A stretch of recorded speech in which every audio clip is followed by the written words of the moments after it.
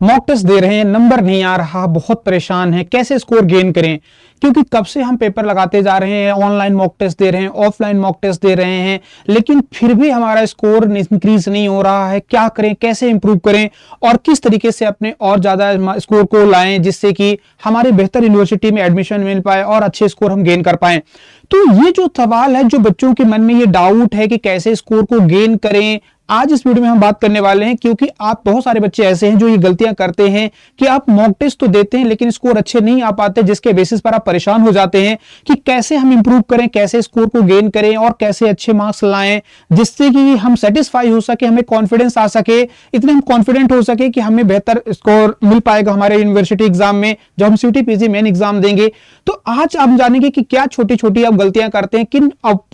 Mistakes को आपको avoid करनी है जिनके बेसिस पर आपको बेहतर स्कोर आप गेन कर पाएंगे। तो देखिए होता क्या है, सबसे पहले मैं आप लोगों को बता दूं कि आपने अपना सिलेबस कोई कंप्लीट नहीं किया है और लेकिन आप मॉक टेस्ट देने बैठ जाते हैं, तो उसमें क्या होता है कि आपको पता ही नहीं चलता कि आपने क्या पढ़ा और क्या नहीं पढ़ा, जिसके बेसिस पर जब आप एग्जाम देते हैं तो आपसे गलतियां होती हैं, क्वेश्चन आपसे गलत होते हैं, रॉन्ग होते हैं और फिर आप फ्रस्ट्रेट होते हैं, आपके दिमाग में बहुत ज्यादा प्रेशर आता है कि ये जो हम टेस्ट दे रहे हैं क्या देना सही है, क्या प्रिपरेशन करना सही है। और फिर कई सारे बच्चों तो बीच में ही फिर पढ़ना छोड़ देते हैं कि लगता है कि चलो ठीक है जो होगा देखा जाएगा। तो आपको देखो इन गलतियों को अवॉइड करना है, कुछ मैं आप लोगों को बताऊंगा इस वीडियो में, आज कुछ टिप्स दूंगा जिनको कि आपको फॉलो करना है, जिसके बेसिस पर आप लोगों को इसका काफी ज्यादा बेनिफिट मिलेगा। तो सबसे पहले तो देखिए आप अपने सिलेबस को कवर करिए, ठीक है। एटलीस्ट मैं ये कहूंगा कि आप ना 40% सिलेबस, जब तक आप 40% अपना सिलेबस कवर नहीं कर लेते हैं तब तक आप टेस्ट मत दीजिए, ठीक है। क्योंकि आप जब टेस्ट दोगे ना, मॉक टेस्ट दोगे या फिर ऑनलाइन मॉक टेस्ट दोगे, स्पेशली मैं ऑनलाइन मॉक टेस्ट की बात करूंगा क्योंकि जो आपका पेपर है वो ऑनलाइन मोड में होने वाला है, ठीक है।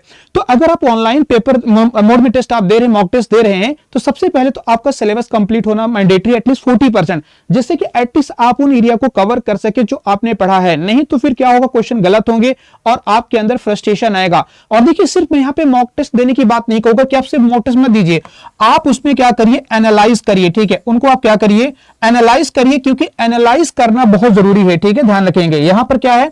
एनालाइज करना या फिर एनालिसिस की बात कर लेते हैं कि इसको करना बहुत जरूरी है। क्योंकि कई बार बच्चे क्या करते हैं, सिर्फ वो मॉक टेस्ट लगाते हैं, वो एनालिसिस बिल्कुल भी नहीं करते हैं कि आपने कहां पर किन क्वेश्चंस को रॉन्ग किया, किस क्वेश्चन में कितना टाइम दिया, कौन से क्वेश्चन में गलतियां की, क्या आपने उन टॉपिक्स को पढ़ा था या नहीं पढ़ा था। जब तक इन पॉइंट्स को आप आइडेंटिफाई नहीं करेंगे, आप कहीं ना कहीं गलतियां करते जाएंगे और आपके स्कोर अच्छे नहीं आएंगे। तो मैं आप लोगों से यही कहूंगा कि जो आप पढ़ रहे हैं, जो आप क्वेश्चन को अटेम्प्ट कर रहे हैं, उनको आप एटलीस्ट आप कंपेयर करिए कि जो आपने पढ़ा था क्या उन एरिया से क्वेश्चन आपके करेक्ट हो रहे हैं, और अगर करेक्ट हो रहे हैं तो ठीक है, नहीं हो रहे हैं तो उनमें क्या गलतियां की थी आपने, क्या टाइम आपने दिया, कितना टाइम दिया था, और जो फिर आप उनको एनालिसिस करिए। एनालिसिस में ज्यादा आप टाइम कंज्यूम करिए, क्योंकि जब तक आप एनालाइज नहीं करेंगे क्वेश्चन के लेवल को, क्वेश्चन के पैटर्न को, क्वेश्चन के अगर देखो डिफिकल्टी लेवल को कि किस टाइप से क्वेश्चंस पूछे गए हैं, क्वेश्चन की लैंग्वेज क्या थी, जो हमने थ्योरी पढ़ी थी, क्या वहां से हमारे कॉन्सेप्ट क्लियर हैं, और क्या कॉन्सेप्ट अगर क्लियर नहीं है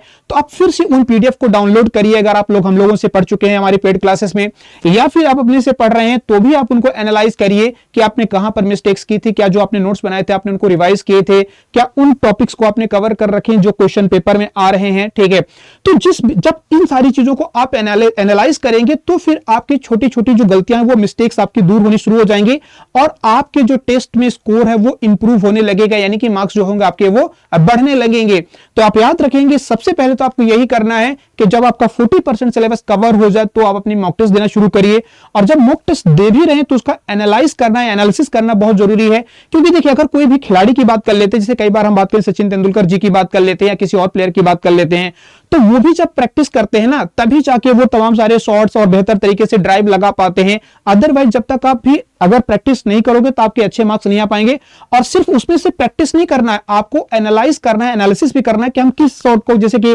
हमने एग्जांपल आपको दिया कि अगर वो क्रिकेट खेल रहे थे तो वहां पर वो जो शॉट्स उन्होंने खेला आउट हुए तो कैसे आउट हुए, इसको एनालाइज करते हैं, ठीक है। तो उसी तरीके से आपको भी करना है कि जो भी आप जहां पे क्वेश्चन में आउट हो गए, यानी कि आपने रॉन्ग क्वेश्चन को रॉन्ग कर दिया, उन क्वेश्चन को आप फिर से दोबारा रिकॉल करिए, रिवाइज करिए, उन टॉपिक्स को कवर करिए जहां पर कि आपसे मिस्टेक्स हो रही है। जब आप इस तरीके से अटेम्प्ट करेंगे तो आपका स्कोर डेफिनेटली इंक्रीज होगा और फिर धीरे धीरे आप उसको इंप्रूव करते जाइए, अपनी स्पीड को, अपने टाइम को और एक्यूरेसी को, वो सारी चीजें फिर आपके साथ होती जाएंगी जब जब आपका कॉन्सेप्ट क्लियर रहेगा और आपके टॉपिक्स क्लियर रहेंगे और जब आप उनको बार बार एनालाइज करेंगे उन टॉपिक से रिलेटेड जो क्वेश्चंस आ रहे हैं, तो फिर डेफिनेटली मैं बता रहा हूं कि आपके क्वेश्चंस पे कोई भी मिस्टेक नहीं होगी और आपकी नेगेटिव मार्किंग भी अवॉइड होगी और आप अच्छे तरीके से स्कोर भी गेन कर पाएंगे। तो ये तमाम सारी चीजों को आपको यहां पर ध्यान रखना है, सारी चीजों को करना है, ठीक है। और कोशिश करें कि जो भी आप मॉक टेस्ट दे रहे हैं, ठीक है, जो भी आप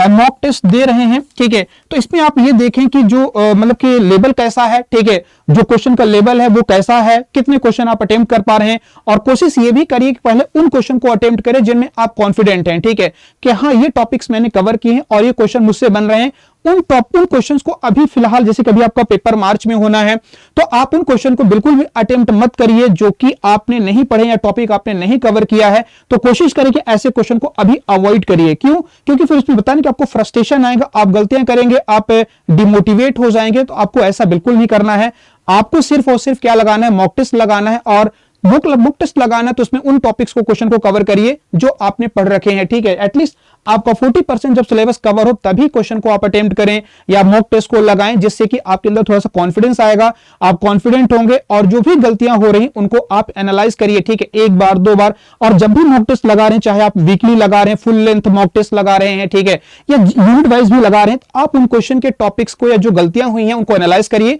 अपने पीडीएफ को डाउनलोड करिए, क्लासेस देखिए, फिर से अपनी बुक्स उठाइए और उनको कवर करिए कि हमारे कॉन्सेप्ट कहां पर गलत हुए थे। अगर आप इस पैटर्न को फॉलो करते हैं तो मैं गारंटी के साथ कह सकता हूं कि आपके जो मार्क्स हैं ना वो कभी रिड्यूस नहीं होंगे, कभी कम नहीं होंगे। अच्छे स्कोर आप गेन करेंगे, आपके मार्क्स बूस्ट होंगे, आपका कॉन्फिडेंस भी हाई लेवल पर रहेगा और आप बेहतर आपको जब परफॉर्म कर पाएंगे जब आप जाएंगे अपने मेन एग्जाम देने के लिए, ठीक है। तो उम्मीद करता हूं कि जो बात मैंने आप लोगों को यहां पर बताई है समझ में आई होगी। आप इसको फॉलो करिए, मैं बता रहा हूं फिर से कि आपको इसका बेनिफिट मिलेगा, ठीक है, बहुत ज्यादा बेनिफिट मिलेगा। करके देखिएगा और फिर मुझे बताइएगा, ठीक है। तो इसी तरह की तमाम सारी इंफॉर्मेशन को लेकर के मैं आऊंगा, आगे भी लेकर के आऊंगा, बहुत सारी आपकी स्ट्रेटेजी और प्लानिंग बताऊंगा आप लोगों को आपके एग्जाम से रिलेटेड। तो उम्मीद करता हूं कि जो मैंने इस वीडियो में बताया आप लोगों को समझ में आया होगा। करके देखिएगा, बहुत ज्यादा बेनिफिट मिलने वाला है। मिलेंगे एक नई वीडियो में, धन्यवाद।